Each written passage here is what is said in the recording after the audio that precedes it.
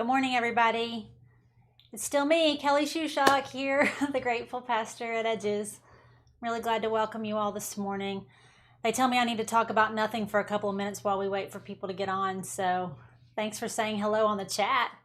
You guys are becoming chat comedians, I see. That's a lot of fun. So what'd you do this week? So I know you want to know what I did, right? So I ordered a new part for my dishwasher. I ordered a new mailbox. These things have both been broken for at least 5 years, but this was the week that we got those corrected. I made avocado toast twice. This morning I ironed the front of my shirt for you. Very productive week in the Shushock house. Hope you guys had a good one as well. I want to start this morning with just a couple of quick announcements. First, I just want to remind you that the virtual prayer wall is still there on the website. And we love it when you add your things there because it gives us a way to be able to pray with you and also just to know what's going on in our community. So we feel really honored and excited. I think I've mentioned before there are 3 teams of folks who pray for those things with you each week. And we feel humbled and excited to be able to serve in this way at this time. Second, I want to take just a minute to give you an update on our ER Eats program. I don't know if any of you saw the Dove commercial. I think it came out this week. The line on the commercial is "Courage is beautiful," and it's a Dove commercial for soap, and it shows medical workers who've taken their masks off, but there's still the imprint of the masks on their faces, and it's just talking about how beautiful it is, the courage that our medical workers have to keep going in day after day. And a part of the purchase of any Dove product now goes to help fund medical workers. I'm not promoting Dove products. I just want to say that I think we also know that courage is beautiful and that our ER Eats program is doing exactly that same thing. I was thinking about it after this Friday. As of this past Friday, you all have provided over 160 meals. 160 moments where a medical worker in our emergency department here at Lewis Gale could say, wow, someone cares, someone's thinking, someone's praying, someone's noticing. And it's a moment where they didn't have to think about getting their own food or wondering if they get to eat today. It's a little moment where we get to say practically and in a way that's needed, we care. So I just want to say thank you. I can't imagine the staying power that we continue to have in that department. And I want to say it's not just Jennifer and Devin who are a part of that community. We have many other folks at Edges who serve in the medical profession. Sarah Thomas serves at Carilion Radford, and Tom Bishop serves at Carilion Roanoke, and Gary Cope actually has the COVID virus right now, and we've been praying for him for weeks. He's a nurse. So continued prayers for you, Gary, if you're watching this morning, and for Ginger and your kids. Wanted to give you an update. I often check in with Jennifer and with Devin on Saturdays just to see how the week has been in the emergency department, and I often ask them what we should pray for now. In addition to making these meals, what should we be praying for the staff as they work? And here are some things for this week, so I'd like to just read them to you, and then I'll pause for just a moment of silence for us together to offer collective prayers on behalf of all these folks who are just showing up with courage, and how beautiful it is. Here's what they said on Saturday. For our hospital staff to be able to continue to do their jobs exceptionally, but then to not be able to worry when they go home. Please pray for discernment from our national leaders. Please pray for understanding about the very, very difficult decisions that are happening at every level. And please pray for our patients. Pray for kindness in the midst of uncertainty. And pray for rest.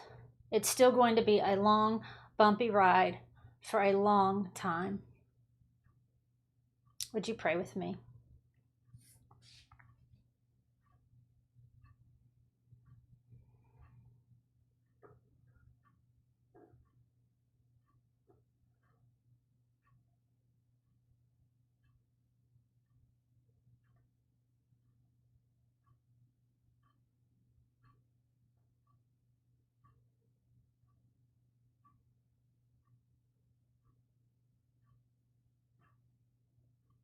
Holy God, for Sarah and for Tom and for Jennifer and for Devin and for Gary and for all those who are working in the professions that these folks represent. We offer you our prayers and our hope. We ask that you help them feel right now in this moment enough care and your love. We ask you to keep on helping. We pray in Christ together this morning. Amen.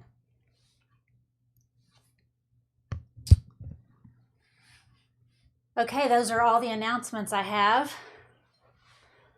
But I do have one thing so fun that the word announcement doesn't even do it justice. What I have for you now is more like a party invitation. So here's the backstory.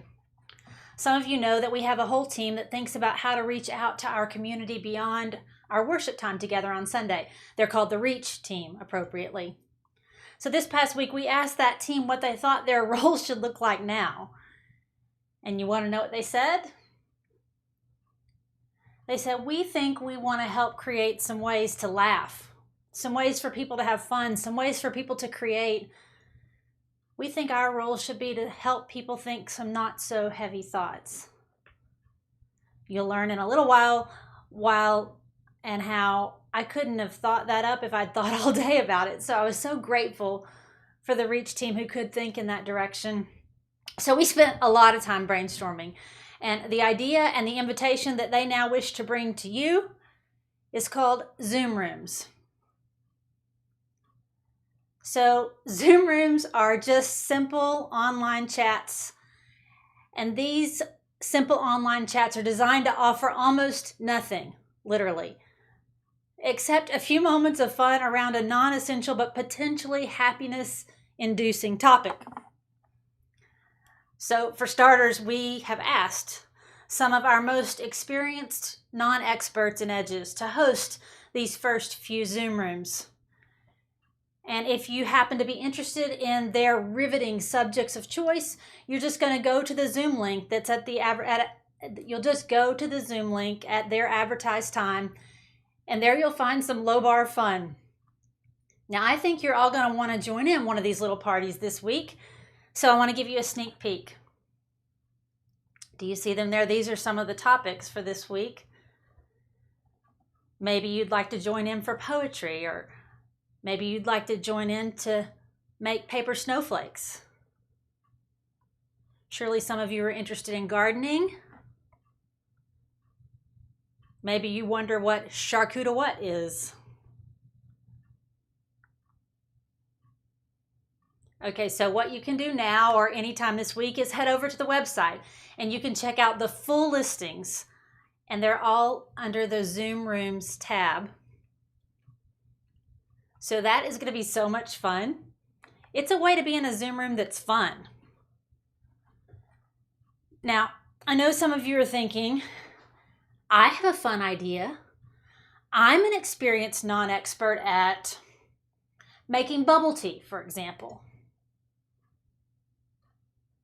Or maybe you're thinking, I could show people how to cut their own hair. Well, we were expecting you.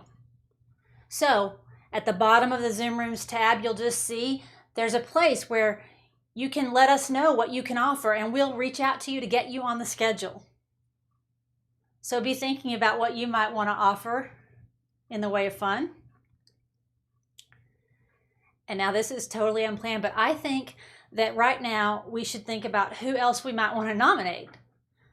Actually, it looks like some of you are doing that already. So just throw it in the chat. If you know somebody who you think should host a Zoom room on a particular non-essential but potentially happiness-inducing topic, just go ahead and offer their name and what you think they should teach.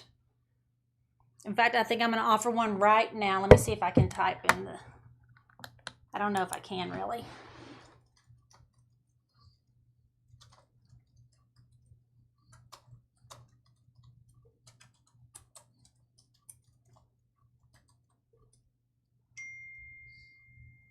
Here I come.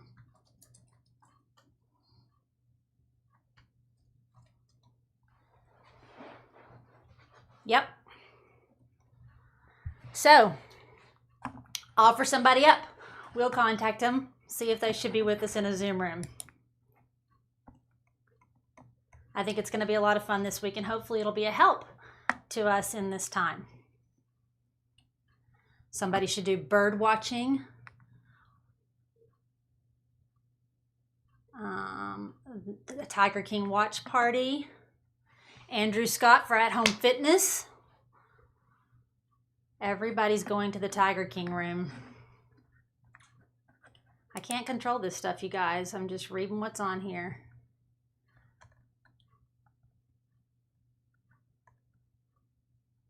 TikToks, yes. I know somebody in my house who could lead that.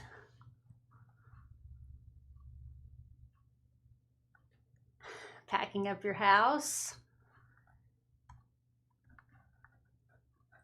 All right. Keep thinking, guys. We're going to have some fun. Bill Keene's pimento cheese. Lucy Merlot could teach meditation. Yes, she could. See, this is fun. Just call out your friends. Hywen can do a cooking lesson.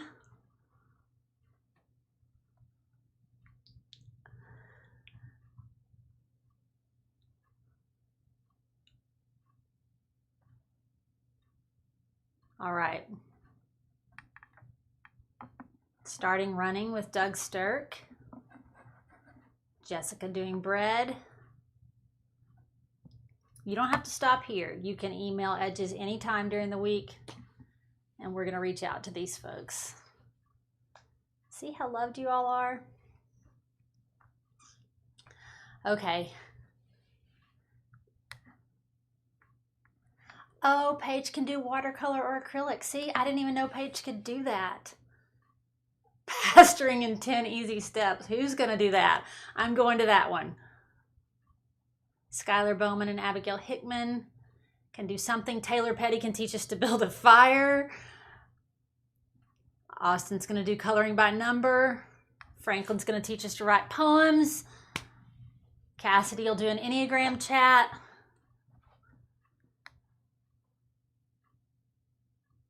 Yeah.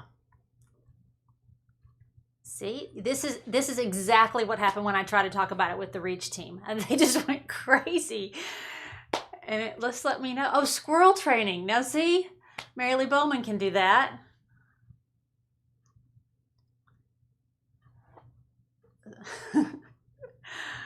Yeah, I knew this would help.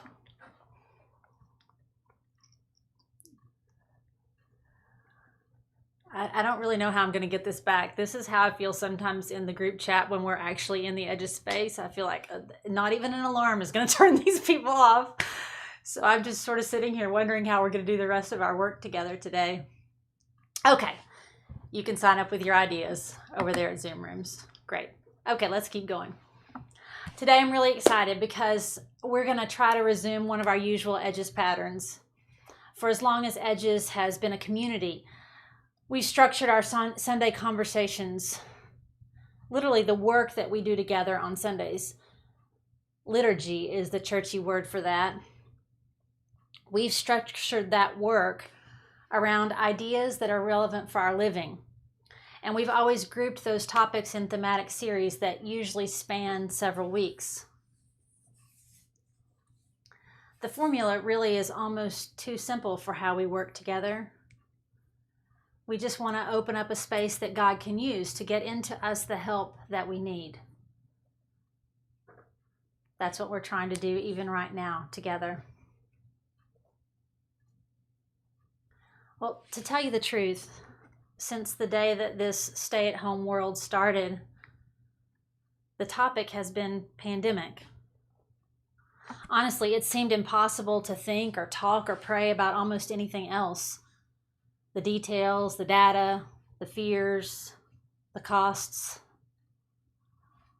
all huge topics. And that is the whole world. We've all been focused on the practicalities like social distancing, and PPE is our newest acronym. No one even knew what that was before. So I've been sensing that maybe it's time for us to shift from conversations about the pandemic to some conversations that could only happen because of the pandemic. To me, that feels like a new space in which God could grow something good, which is what God does out of all tragedies. So today feels to me like this shift, this gentle nudge to move from sort of a WTH world to a, okay, what now place. So this morning, I'd like to try to curate a conversation from the pandemic about PPE, actually.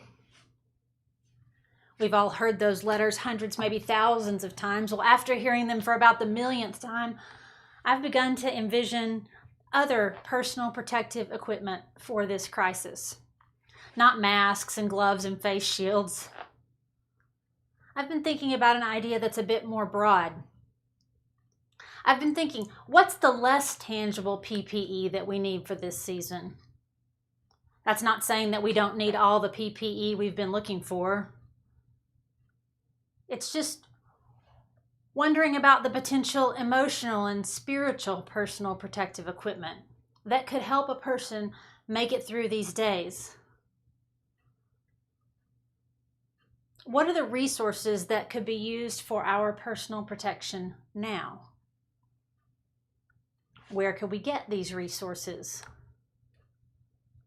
Is this emotional and spiritual PPE also in short supply, or do we have plenty of it? So for the next 3 weeks, we're going to be in a hopeful series, and we're calling it PPE. The question is, what's some big picture PPE that will get us through this season? Or what will protect us from harm while we stay at home? Or what innovations could we use to keep ourselves healthy during this ongoing pandemic? So far, I've been playing around with at least 3 ideas for PPE, for personal protective equipment, that I think we should wonder about with God and with each other over the next 3 weeks. Here are the 3 I've got so far. Play, learning to ask some right questions, and to tell the truth.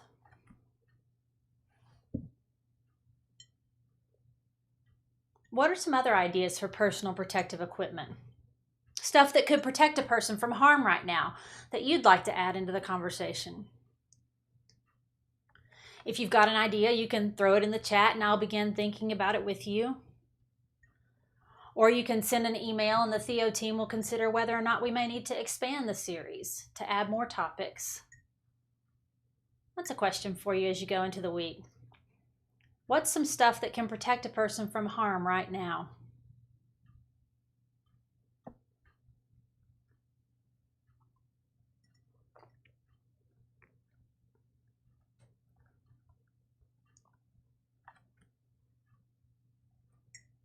I see some things coming already.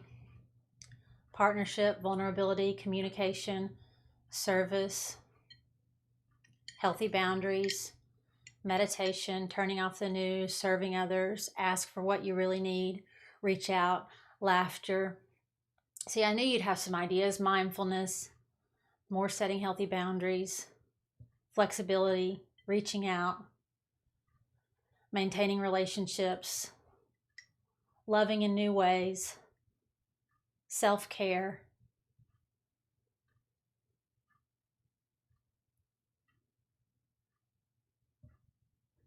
Good, keep thinking. And if you find yourself expanding on one of your thoughts and you want to offer it, please do so this week. It's how we partner in thinking about what God would have us work with together. Well, as we begin the conversation this morning, I want you to know that for a long time, I've just prayed a simple prayer each week as I've walked into our Edges worship space. You know, I'm kind of a ritual girl, so I've been praying the same prayer as we move to this virtual space. And to be honest, it's kind of got a different ring to it. It has said different things to me in this context. So today I thought I'd invite you to pray it with me as we begin.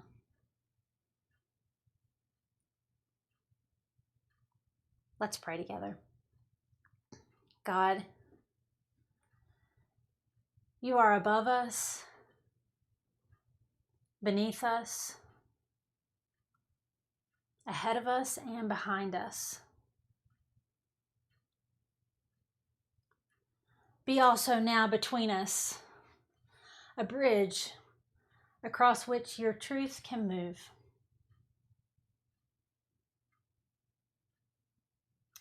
Amen. For the focus conversation this morning, I'd like to ask a question that I know has been on all of our minds. It's again a question for the chat. The question is this: what's making you anxious now?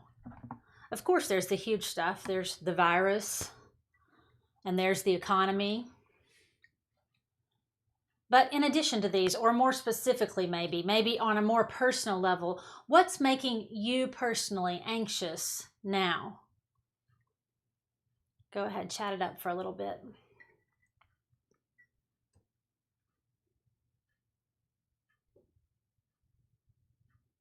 What's making you anxious now?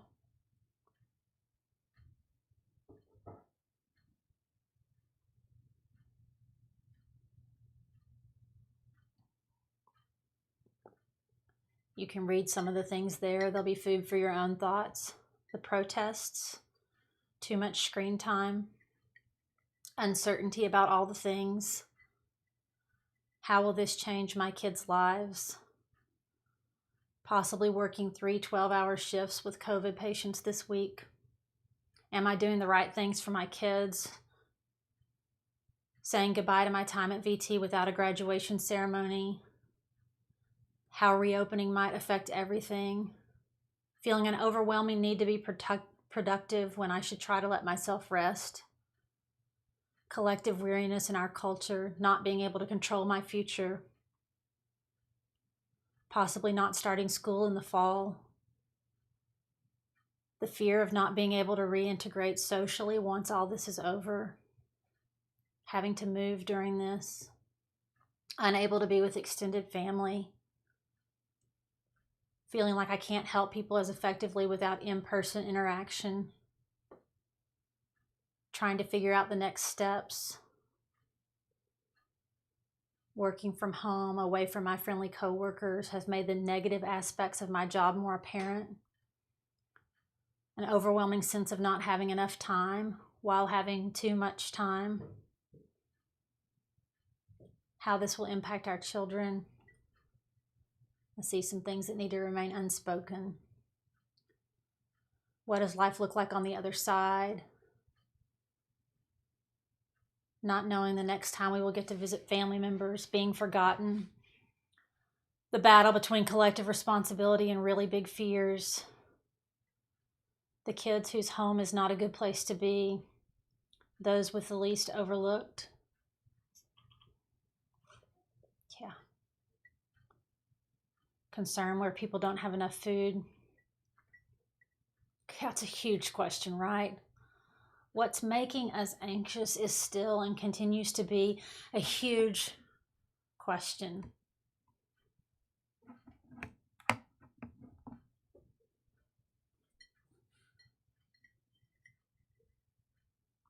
Some of those answers are still rolling in, and I want you to know that I can't always read all the questions as they come on the chat, so I hope you'll just offer grace for that.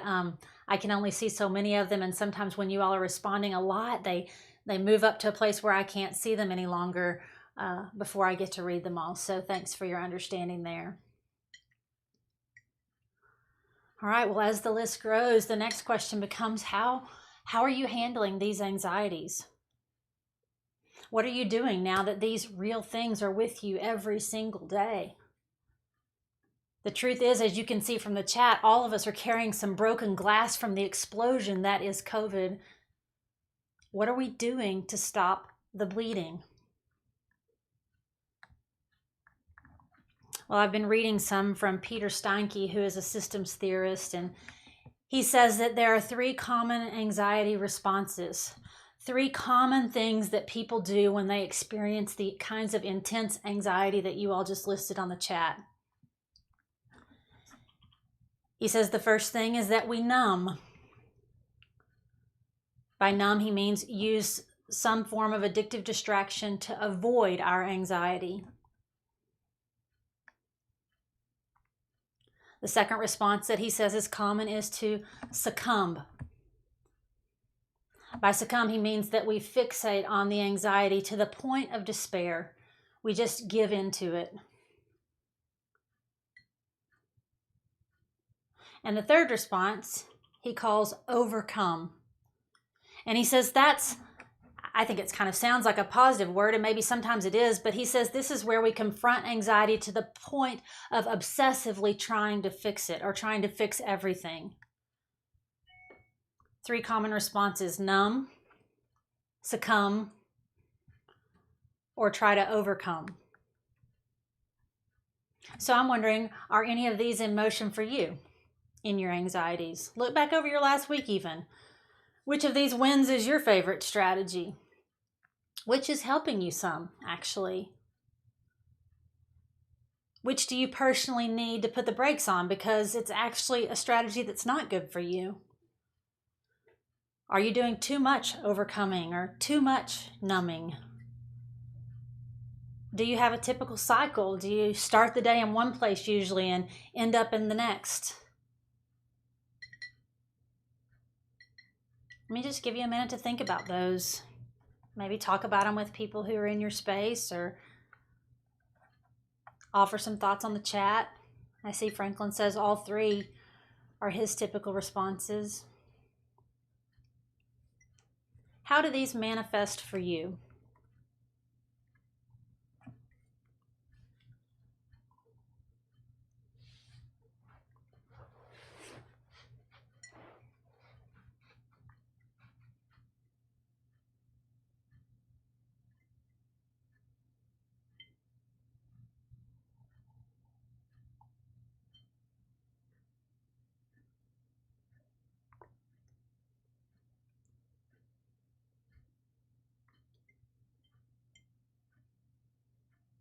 Preston says he tries to overcome. A couple of folks are putting in some of the things that they use to numb: games and TV, screen time.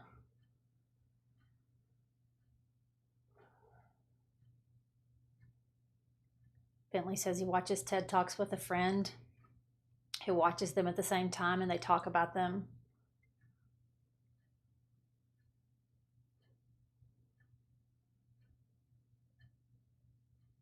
Yeah, it can be really tough when different people in the same household are using different response modes. Yeah, I found that a lot with my kids.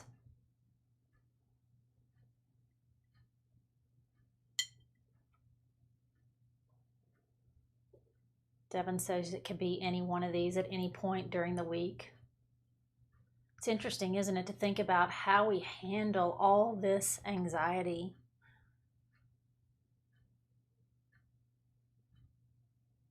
Well, it's true that all of these can be helpful and all of them can be harmful. It just makes me wonder, is there anything else? I mean, as people with faith in God, has God offered us any other help for this anxiety? That's a good question I think a church can ask. It's a good question I think Edges could ask together.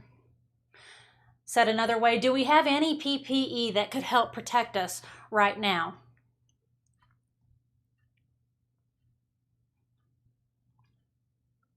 Well, I'd like to suggest a form of protection that might surprise you.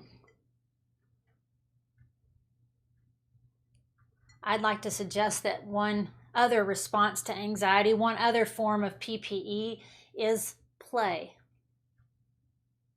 Yes, play, like whatever is the metaphorical equivalent of making mud pies for dinner or playing dress up for the ball or jumping in rain puddles or constructing a huge cardboard Titanic. Just play. But the play I'm talking about is more than just fun. I mean, it is that, certainly. But I'd like for you to think about real, full-on play. Because real, full-on play opens up a developmental skill that I think we need to deal with crisis. And that skill is imagination. Think about it with me for a moment. One thing that's often lost during intense anxiety is imagination. The ability to see anything beyond or anything different than the problem. And also the ability to view the problem creatively. I think it's because anxiety can create a laser focus on just a dark hole. And one thing that can be absent when we numb, or when we succumb, or even when we overcome, is imagination. Because in all those things, the anxiety is still our focus.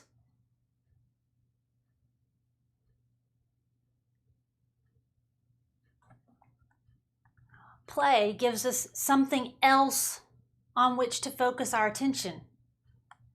So it's a little bit different than numbing, where the hope is to turn off your thinking brain.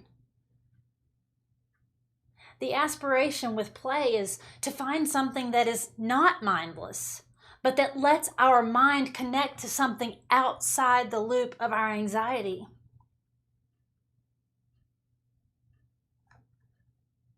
Well, I think Jesus would agree that the more creative and the more imaginative the play, the better. And I actually have justification for this. My opinion comes from this moment where Jesus suggests exactly this kind of imaginative play to his friends as a way for them to remember what's true. There's this great story. It's recorded in Matthew and then again in Luke. The story I'm referencing exactly today comes from Luke's Gospel, chapter 12, verses 22 through 32. I'm not going to read you the whole story in this moment, but it would be a fun exercise for you to read after the conversation that we have today. Well, the gist of it is, one day Jesus invites his friends to pretend that they are birds, whose most important work is to glide around the wide blue sky and enjoy the breeze. To think about what it is to be so carefree and so sure that you're cared for that you don't even ever have to ask, what's for dinner? Because you're confident that a bird buffet is just a short commute away. After playing around with the bird imagery for a while, Jesus challenges these same friends to become flowers and to look at themselves in the mirror and to just marvel, to wonder who in the world dressed them in such beautiful and colorful clothes. It's a game of make-believe. And the point of the story is that God can be trusted to care for them. But that's a hard truth to just see from the middle of your anxiety. The way they're able to see that truth is by replacing their anxiety with the active imagination of that moment. To stop focusing on their worries for a minute and to let their mind wander into a different loop. The loop of being a bird or a flower. Now, when you read that story for yourself, you're probably going to be tempted to skip over the part where Jesus says, consider. Or where he uses the word notice. You see, I think in our old lives, our lives before stay at home, most of us didn't have time for consider. Most of us couldn't be bothered with notice. Well, maybe there's a gift from the pandemic. Maybe now we could hear the invitation a little differently. Maybe now we could actually stop. Maybe we could consider, notice, imagine, play a little, make believe. And maybe we could even hear play as a form of protection from our anxieties. Maybe we could hear imagination as an antidote for our worry. What if we could even understand play as a direct act of trust in God? Play as a direct act of trust in God, because that is the point of Jesus' lesson. Steinke, the theorist I told you about earlier, says it's our way of saying, no matter how much we work and no matter how much we talk, we can't solve this. I don't know about you, but I'm exhausted by all the work and all the talk. So let's just go play and trust that God is holding the world, that God cares more than we do about it, that God cares more about all these issues, and at the same time, God is not wringing God's hands.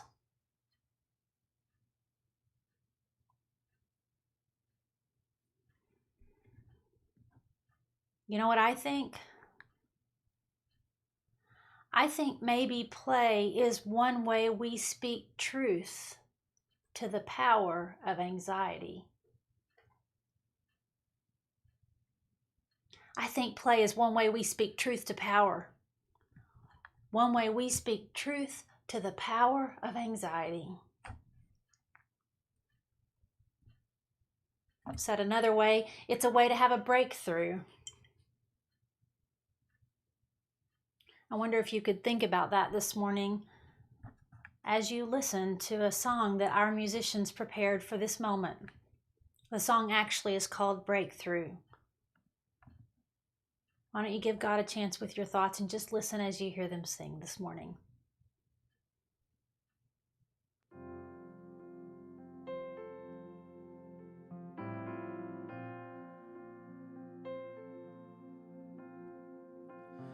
I am weary from the waves crashing over every day. God of mercy, please come rescue me. I am longing for your voice, your gentle whisper in the noise. Father, tell me everything's alright.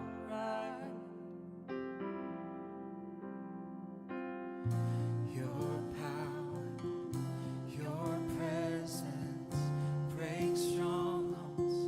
King of heaven, when you speak, mountains move. I believe there will be a breakthrough.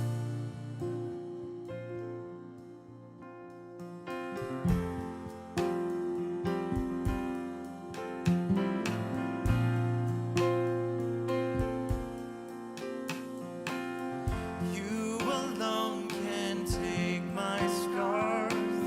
Piece by piece restore my heart. Take what's broken, make me whole again. Whole again. Your power, your presence breaks strongholds. King of heaven, when you speak, mountains move. I believe there will be a breakthrough.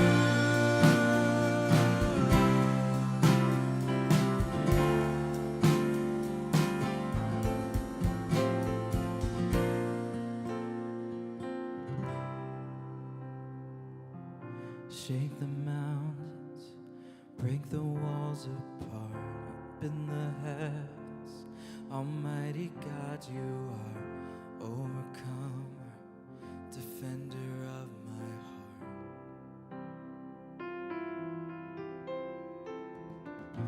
By your power, the oceans open wide. Your fires fall down, heaven and earth collide.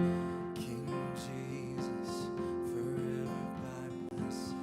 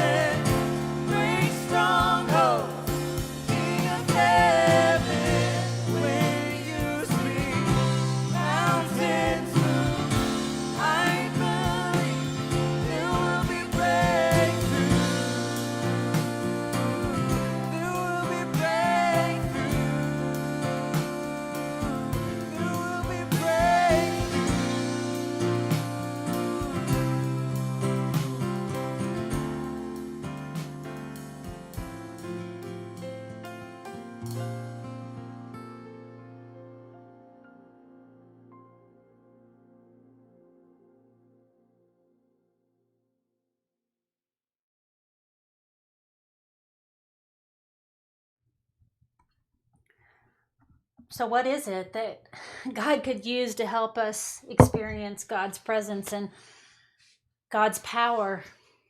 What is it that God might use to be our breakthrough this week? I know it feels kind of silly to imagine play as a spiritual practice. But I just invite you to imagine, what kind of play could God use? The good news is that the play itself, I don't think it matters very much at all. It's the heart of the practice that matters. The bad news is I'm terrible at it. I'm kind of terrible at play, to tell you the truth. It's not my fault. It's my personality type, my Enneagram number, for those of you who speak Enneagram. My Enneagram number is not known for being very good at playing. So I'm going to tell you the truth. I don't have a good personal example for you this morning. I don't have a stash of this kind of PPE. So if you happen to be like me, I'd just recommend that you study some kids who are good at it first. I think I saw someone even recommended that in the chat earlier. So as one example this morning, I'd like to offer a true play story from my son Christian. Earlier this week, he came downstairs and announced that we were going to make violet syrup. Violet syrup. So my first thought was, I don't think we can eat violets. And my second thought was, we don't have any violets. And my third thought was, do violets even grow in Virginia? Christian said, of course they do, Mom. They're everywhere. And yes, it's fine to eat violets. He probably learned that on Reddit. Anyway, I insisted that there were no violets to be found in Virginia. He said, they're everywhere, literally everywhere. I'll prove it to you. So we walked outside, and no kidding, 50 yards from my house. I brought you some samples this morning. Can you see them? Violets. Once I knew to look for them, they were everywhere. Well, I could tell Christian had this whole play date in mind, this whole image that began with some imagination for what we were going to do to make violet syrup. So he said we needed a basket. So he rummaged around until he found this basket. And then he got some twine and he tied it onto the basket because, of course, if you're going to pick violets, you need to have a way to put the basket across your body to be able to pick the violets in. And after that, I'm not making this up, in his own form of 18-year-old play, he went and got the perfect napkin to go in the basket for violet picking. And he wasn't at all satisfied by staying in our neighborhood. He went way up someplace off in the mountains. Some of you may have seen a picture on his Instagram story of Christian out. He spent the whole afternoon violet picking because he wanted to make violet syrup.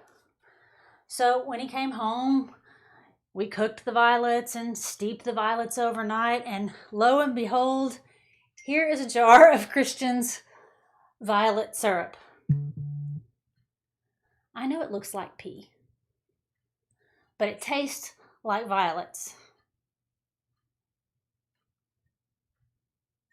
I know you're asking yourself, what do violets taste like? Well, Christian and I now know. Anyway, I found myself imagining all the flowers I'd never noticed, all the ways something like a flower or a person can offer themselves. And I could just see that Christian had found some PPE in the play. A space opened up. What if play may actually help shift our focus from anxiety to goodness? What if, even for a moment, play gives God an opening to grow our perspective?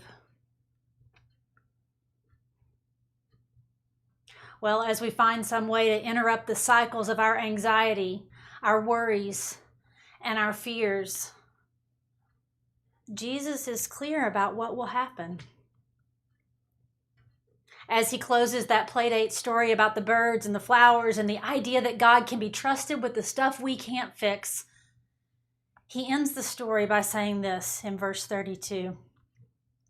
Don't be afraid, little flock, because Your Father delights in giving you the kingdom. So remember, as you decide how you will structure your week, this week, remember, God delights in giving you the kingdom. Now, will you go imagine it? Or will you remain solely committed to your anxiety? Well, so let it be, friends. Amen.